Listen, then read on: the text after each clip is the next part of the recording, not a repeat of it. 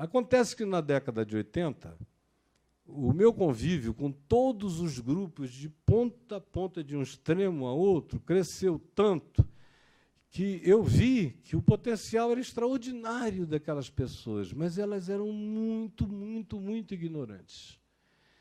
E o meu coração me convenceu de que elas só eram como eram e faziam aquelas tolices como faziam, e eram tão ogras como eram, porque lhes faltava ensino aos pastores e às congregações.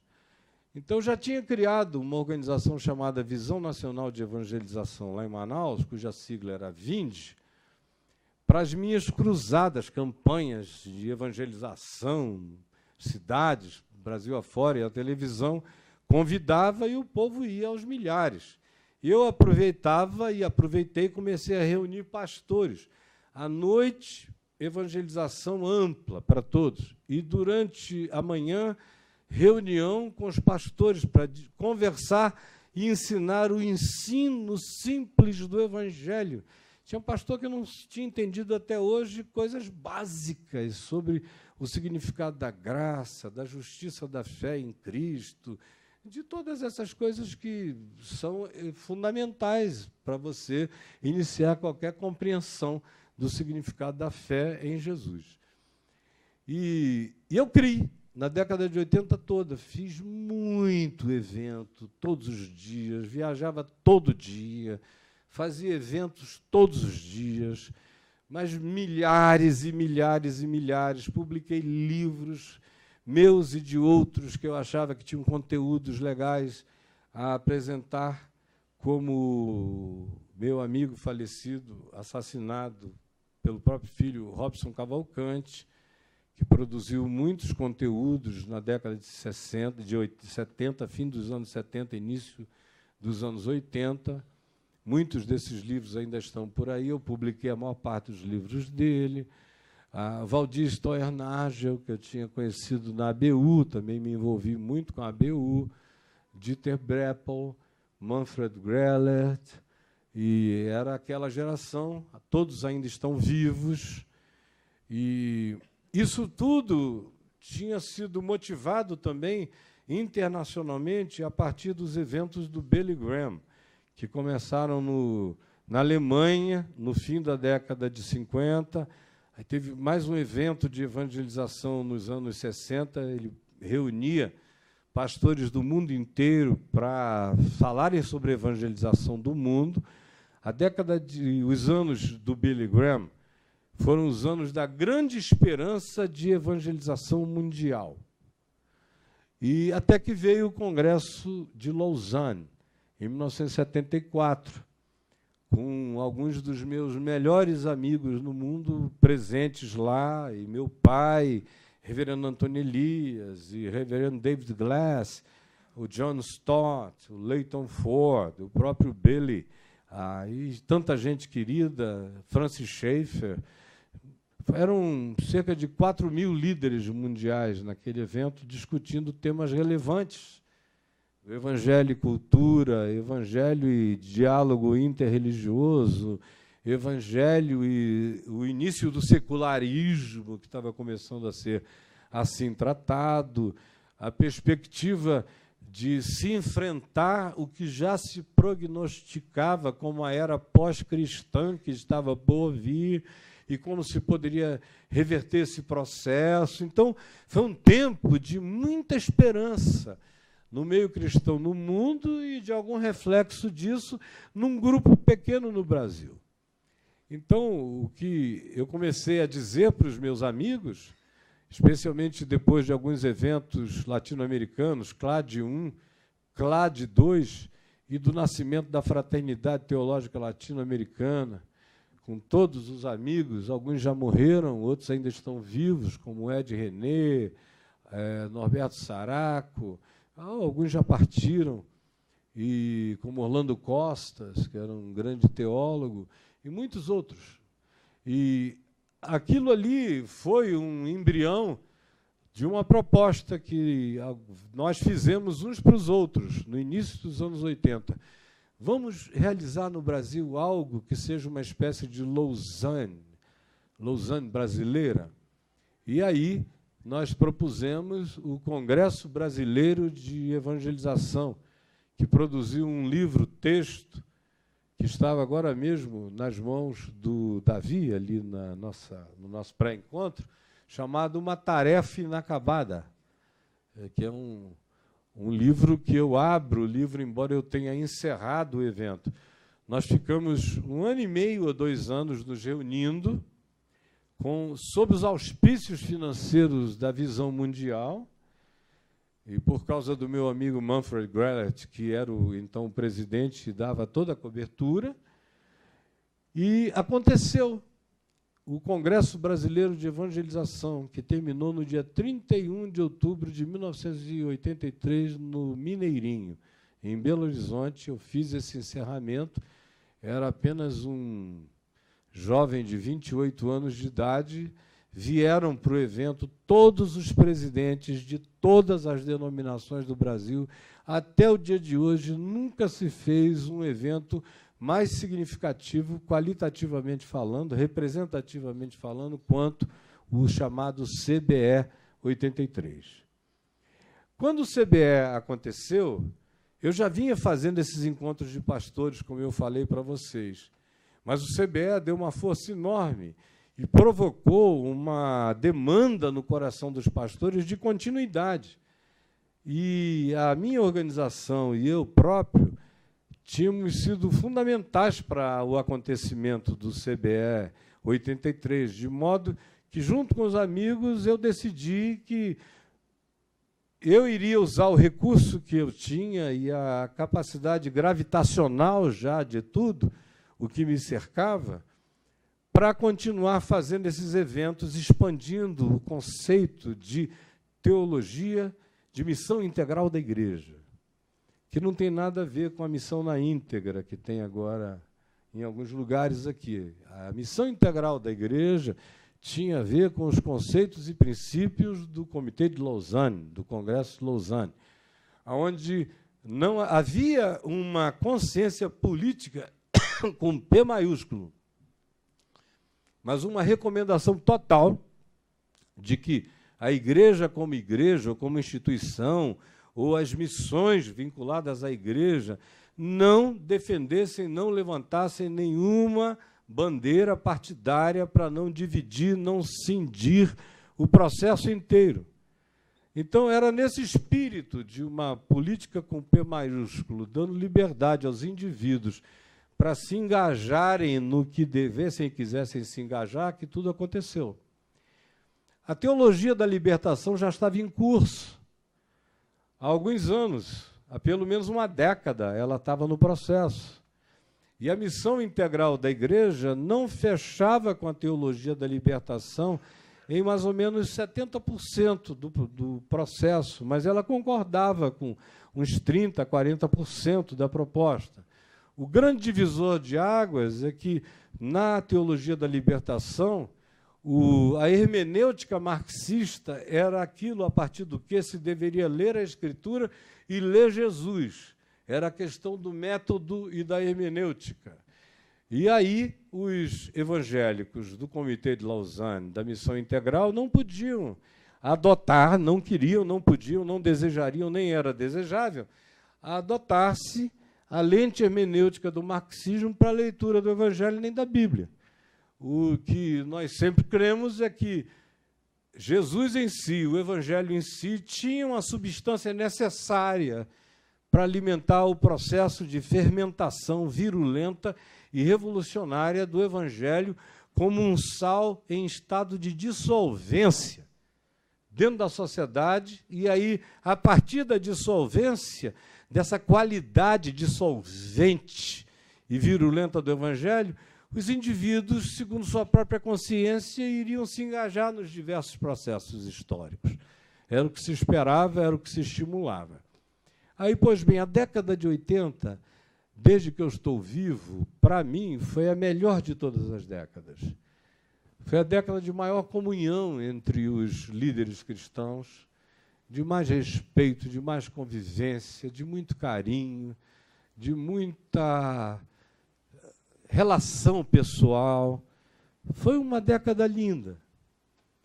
Tem alguns que viveram essa década por inteiro aqui, neste auditório, como o meu querido Carlos Breguentin, que está sentado ali. Estava presente lá. Era uma época de esperança, muita esperança. E eu sei que eu era uma espécie de environment, de incorporação, de manifestação bem visível dessa esperança, que eu comecei a ver pegar em todos os lugares. Os meus eventos iam dos luteranos às Assembleias de Deus, todo mundo junto. Eles começaram a perceber que não havia nenhum contágio perigoso no convívio entre eles. Foi uma década maravilhosa, mas também na qual eu aprendi que coisas maravilhosas podem ser destruídas rapidamente se houver qualquer vácuo. Qualquer vácuo. Eu me lembro que eu fui para os Estados Unidos em dezembro de 88, dizendo no meu coração, eu quero aproveitar essa época, essa hora, porque é a melhor hora da igreja no Brasil. Eu preciso ficar uns 2 anos fora do Brasil estudando, e eu vou aproveitar essa época. Eu saí daqui em novembro, dezembro de 88 e voltei depois do Plano Collor, em julho de 90, e já encontrei outra igreja. A explosão do neopentecostalismo, com as rádios da Universal, com a TV Record e com as estratégias do Macedo, que são estratégias super bem elaboradas. Ele tinha que ganhar um prêmio Nobel de marketing, porque de fora vocês não conseguem compreender a engrenagem lúcida do que ele montou ali, e que é o que mantém isso funcionando como uma das maiores multinacionais que o Brasil já produziu. Então, de repente, em 2 anos, houve um abismo. Eu encontro de novo os meus amigos, a gente se intitulava de os da caminhada. Começamos a nos encontrar e eu perplexo o que é que houve aqui. E nós propusemos. Não foi proposta de 1, de 2, nem de 3, acho que era unânime aquele sentimento de que nós precisávamos, então, partir para uma nova injeção de unidade. Foi quando aconteceu, em 1991, a criação da Associação Evangélica Brasileira, da qual eu fui presidente por 8 anos.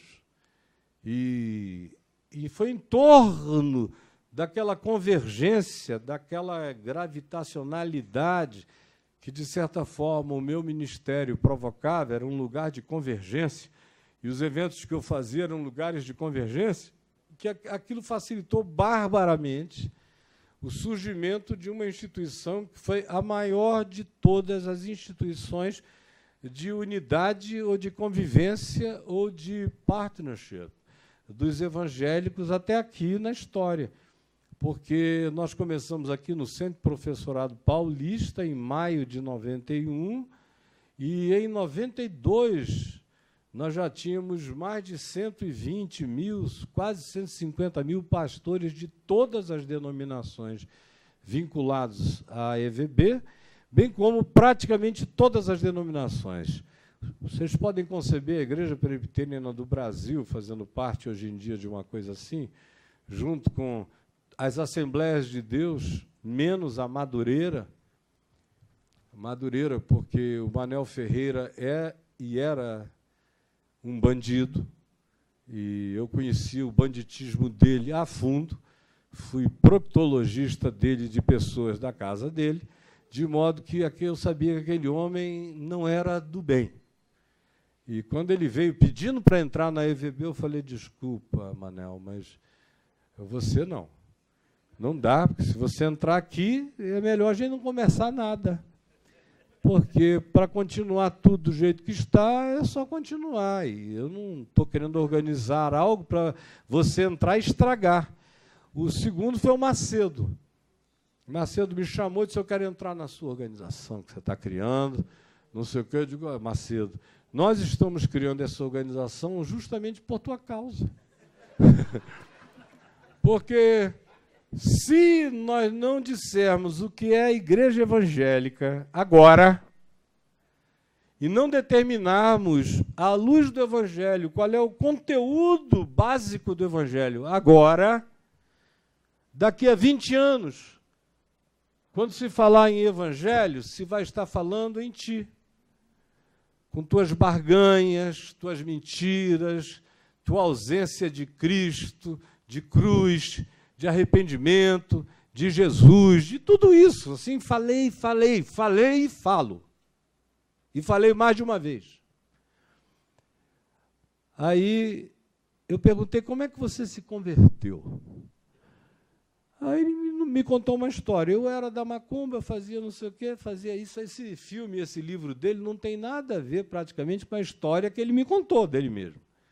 Então, e aí chegou uma hora em que eu vi que eu precisava de poder, e o Evangelho era poder. E o Macalister, naquele tempo, era um homem que pregava poder. Então, eu queria poder. Depois eu descobri que o poder podia ser muito maior e que podia influenciar tudo. O Deus como commodity. E eu falei a ele, não, você não pode entrar. Embora ele, no dia da criação, ele tenha mandado para lá o Didine, o Cabral, o Renato Suete, toda a moçada da cúpula da Universal, dizendo, olha, o bispo disse que você falou que a Universal como denominação não pode entrar. Ele quer saber se nós, como pastores e bispos, podemos entrar. Eu falei, não, cara, dá no mesmo. Dá no mesmo, desculpa, só se vocês se converterem. Nós vamos escrever o significado do que é ser evangélico, segundo o Novo Testamento e segundo um olhar coletivo e segundo a perspectiva da história dessa fé. Se vocês quiserem se converter a isso, não é assinar um papel, é mudar as práticas, que o Macedo já me disse que não muda mesmo. Como uma das coisas mais estranhas, que ele me repetiu 3 vezes em ocasiões diferentes, dizendo, você pesca com o que você quiser. Você foi dotado para pescar com pão, com minhoca, com camarão, com o que você quiser, você tem esse acervo. Eu não. Eu decidi que o meu nicho é o nicho da merda, da bosta. Sabe aquele peixe que só gosta de esgoto, merda e bosta? Tem mesmo, porque no Brasil está cheio disso. E eu vou oferecer bosta. E você vai ver, estatisticamente falando, eu já calculei, tem 3% mais ou menos da população que inquestionavelmente quer isso. E ele é formado em geografia, estatística, matemática, entende bem disso tudo. Ele fez os cálculos lá na minha frente, sabe, com isso aqui, pode ser que 97% joguem pedra em mim, mas se 3% aderirem, eu já tenho mais poder do que todo mundo nesse país. Você vê como não tem nada ali por acaso. E como isso foi planejado. Então, voltemos à reunião da EVB, Centro Professorado Paulista. Dali em diante, eu tive mais ou menos um ano e meio de diálogo com ele. Vai lá, vem cá. Quando ele foi preso, em maio, quando é que foi a ECO 92? Foi em junho, né? 6 de junho de 1992, foi quando ela terminou. E ele tinha sido preso 12 dias antes. Já existia a Associação Evangélica Brasileira. Quando o Laprovita Vieira, que era uma espécie de pai dele, chamava ele de Didi, me ligou um domingo de manhã dizendo, acabaram de prender o Didi. Por favor, Caio, ajuda. Ajuda. Aí eu falei, me manda um fax com a notificação. Ela é pertinente a quê? Aí ele me mandou na mesma hora e eu li. Que era charlatanismo, não tinha nada que de fato importasse, que seria lavagem de dinheiro, trazer dinheiro de drogas da Colômbia para cá para ajudar a pagar a Record, que isso era coisa que eles tinham me contado, eu não ouvi de repórter nenhum, mas dos bispos e da Mariléia, a secretária dele. Enfim, a coisa é feia. Aí eu li aquilo tudo e era charlatanismo, exploração da fé, não sei o quê. Eu falei, olha, por essas acusações, tem que prender os evangélicos todos, né? Porque a gente chega com um pão na mão, dependendo do grupo religioso, e diz que ele se transformou magicamente no corpo de Cristo. Pega um vinhozinho suquita e diz que ele se transformou magicamente no sangue de Cristo, já cabe aqui no enquadramento dessa lei. Se você chega e diz que se você não botar água na cabeça de uma pessoa, ela não é salva, já caiu nessa categoria. Aí eu comecei a listar um monte de coisas que nos colocavam a todos nós no mesmo barco, com exceção das misérias que ele praticava e que até então, no grupo de cá, quanto tempo falta? 10? Como? Mais 10 minutos. Tá legal. Então vou ter que correr. Aí, pois bem, no dia seguinte, por acaso, eu iria falar no Senado aqui, numa solenidade. Não tinha havido o impeachment do Collor, o Senado estava naquela efervescência, e me chamaram para fazer uma fala lá. Eu fiz a minha fala. Quando eu acabei de falar, eu tirei um papel do bolso. Isso foi transmitido do meu programa de TV para todo o país. Quem estava vivo na época lembra. E eu li todos esses arrazoados e disse, ó, se for por isso, prendam-nos todos. Porque vocês não se concentraram no que importa. O que importa seria que ele explicasse isto, aquilo, e que não coube dentro desse processo. Portanto, eu gostaria que vocês advocassem a causa da libertação dele. Ele foi liberto, ficou amargamente grato a mim. Foi assim uma infelicidade enorme para ele que eu tivesse feito parte de modo tão decisivo da libertação dele na cadeia. Aí, no dia 6 de junho, nós tivemos o tal do Celebrando Deus com o Planeta Terra, que era a resposta dos evangélicos à Eco 92. E a resposta não era por causa da discussão de sustentabilidade, de ecologia e de preservação do meio ambiente, não. A questão dos evangélicos é porque tinha havido um fórum paralelo onde todos os esotéricos do mundo tinham se reunido no aterro do Flamengo e os evangélicos ficaram com raiva da Eco 92 por causa do evento paralelo, que não tinha nada a ver com ela. E fizeram Celebrando Deus com o Planeta Terra. E me pediram para ir pregar, e eu fiquei quase 6 meses dizendo não todo dia. Não vou, não entro nessa, isso é horrível. Eu fico com vergonha de participar disso. Aí foi, até que na última hora, meu amigo reverendo Guilhermino Cunha, da Igreja Presbiteriana, falou, pô, Caio, não faça isso, prega só o evangelho, esquece a loucura deles. Aí eu fui e preguei, se reuniram lá 1 milhão de pessoas, mais ou menos, e o Macedo agarrado assim num poste ao meu lado o tempo todo, tem filme, foto de tudo, ele ali, ele sei que estava em outro lugar, meio apertado. O Silas Malafaia, garotinho, em pé assim, segurando o microfone, ele ainda era bem jovem, e nem era conhecido ainda de quase ninguém. Pois bem, de 92 para frente, a Associação Evangélica Brasileira estava presente, e eu fui vendo que eu tinha entrado na maior furada da minha vida, por 2 razões. O grupo da caminhada só conseguia andar com eles mesmos, era um grupo muito elitista. E o outro grupo, que era um grupo mais popular, não conseguia, de modo algum, abdicar daqueles processos de Deus como commodity.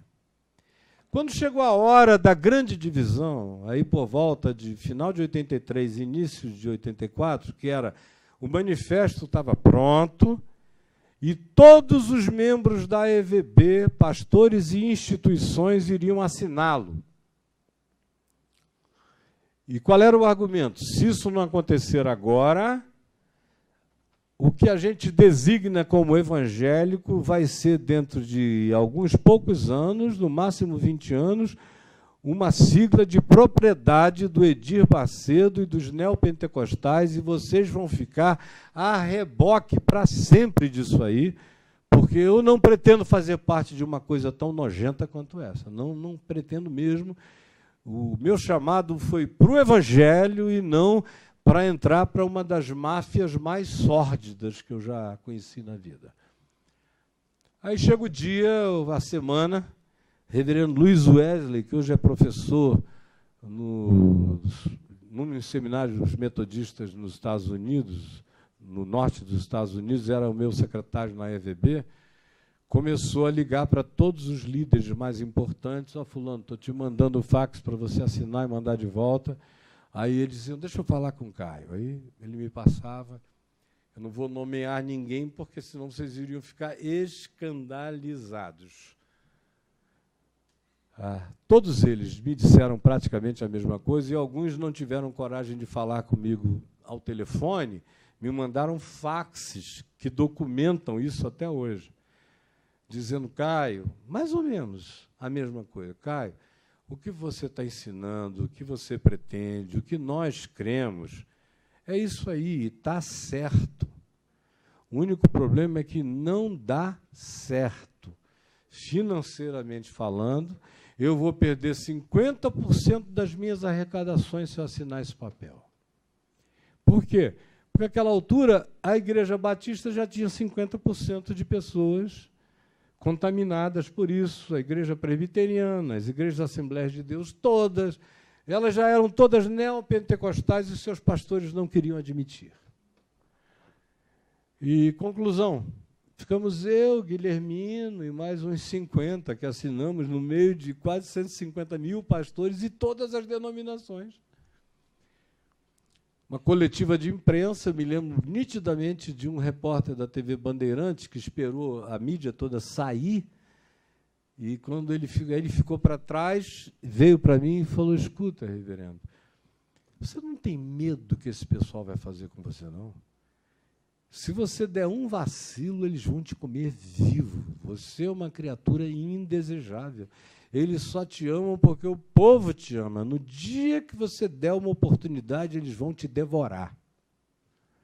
Eu falei, eu não tenho a menor dúvida disso e também não tenho medo de nada, nem da soma deles todos, nem de coisa nenhuma. Isso foi 93 para 94. Eu esperei e assisti, entre 94 e 98, o crescimento desse esfacelamento. Quando nós chegamos em 98, eu comuniquei a todos eles, de várias formas diferentes, que eu estava me desligando da igreja evangélica. Aproveitei que eu estava me divorciando e sabia que o grande problema deles não era com o meu divórcio, mas o grande problema deles era eu.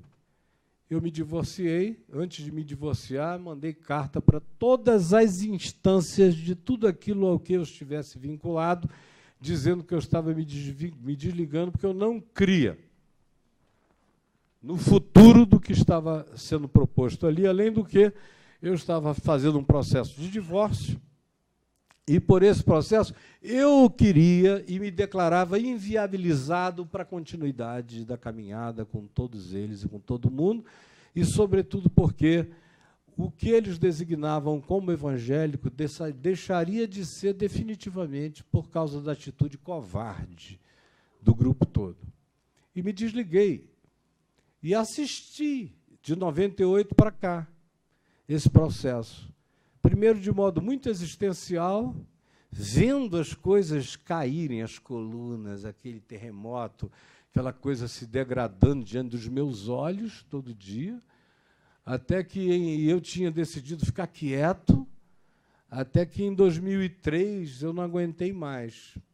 Em 2001 eu fiz o Café com Graça, em Copacabana, que era uma coisa aberta e era para amigos de pecadores, publicanos e meretrizes. Era um lugar extraordinário o Café com Graça. Em 2003 eu iniciei meu site, e o site levantou todas as questões que a igreja não queria tratar. Desde o grande fluxo contido de homossexuais pastores, e mulheres de pastores lésbicas, filhos de pastores homossexuais, e tudo isso contido no meu site, isso tudo explodiu como uma vivência cotidiana negada pela igreja. Aí eles foram ficando loucos, porque por aquele canal extravasavam-se todas as coisas que eles não queriam tratar. No entanto, você pergunta, melhorou alguma coisa? Do ponto de vista institucional, não. Mas, hoje em dia, a segunda maior denominação evangélica do país é o que a instituição religiosa decidiu designar como os desigrejados, que já são 17 milhões de pessoas. São pessoas que querem o Evangelho, querem Cristo, querem o ensino, só não querem mais participar da maçonaria da instituição religiosa, nem ter vínculos associativos com isso. De modo que a igreja evangélica vai permanecer no Brasil e no mundo ainda por muitos anos. Enquanto continuarem a nascer pessoas deseducadas, burras e alienadas, a igreja evangélica tem futuro. Um grande futuro. Ela vai perdendo a perspectiva quando as pessoas vão sendo instruídas, quando vão aprendendo coisas. Mas tanto o cristianismo quanto o islamismo, o cristianismo é um fenômeno de Constantino, do IV século para cá, não tem nada a ver com o evangelho original de Jesus. E o islamismo é uma coisa extremamente parecida com o cristianismo radical, fanático, excessivo. Coisas dessa natureza continuarão a existir na Terra, mas a população mundial que vai fazer diferença é aquela que associar espiritualidade com educação, com ciência. E eu estou trabalhando nessa direção, de gerar cada dia mais uma consciência sobre a espiritualidade de Jesus, que não tem nada a ver com religião. É caminho, verdade e vida que não desaguam dentro de religião. Não tem nada a ver com o cristianismo. Aliás, o pior inimigo do evangelho até hoje foi o cristianismo. O maior anticristo de Jesus até aqui foi o cristianismo. As pessoas estão ávidas por espiritualidade. A prova disso, por exemplo, é esse prêmio do Glaser, na tentativa de unir ciência com perspectiva de espiritualidade. Isso vai crescer muito mais. De modo que eu olho para o futuro, de um certo modo, sem nenhuma esperança. Mas, numa outra perspectiva, eu vejo uma humanidade diferente desabrochando na Terra.